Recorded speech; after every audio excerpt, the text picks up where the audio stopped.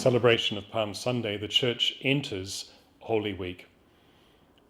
When we celebrate Holy Week, we're not simply remembering past events of the life of an historical figure, Jesus of Nazareth, but we as Christians are caught up in this celebration because this is not only the journey of Jesus 2,000 years ago, it is our own journey today.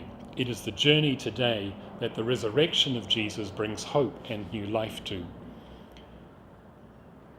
On Holy Thursday, parishes throughout the world celebrate the evening Mass of the Lord's Supper, remembering that last meal that Jesus had with his disciples. But much more important than simply the meal was the fact that in this meal, in this sacrifice that was to come, he gave his body and his blood to the Church and to us. On the afternoon of Good Friday, usually at 3 o'clock, the Church celebrates the Passion of the Lord, the death of Jesus. What a strange thing for people of hope and people of faith today celebrate.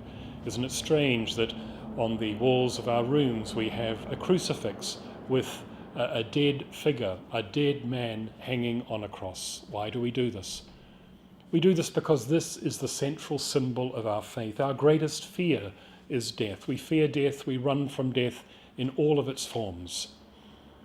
But here we are able to proudly gaze upon the figure of Jesus on the cross because we know that what he is teaching us is that suffering and death is not to be avoided at all costs, but is for us now the pathway to the fullness of life.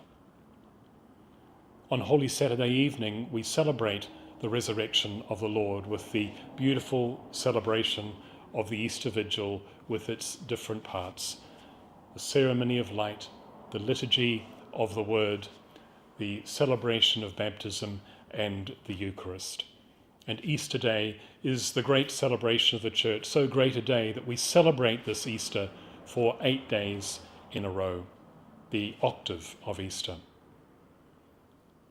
Allow me to give one suggestion for your celebration of Holy Week, and that is to take the time to become aware of any part of your own life that looks or feels like death, suffering, struggle, and to know as you allow the liturgies of this week to carry you through, to know that Christ brings life and light to the suffering of every person who turns to Christ.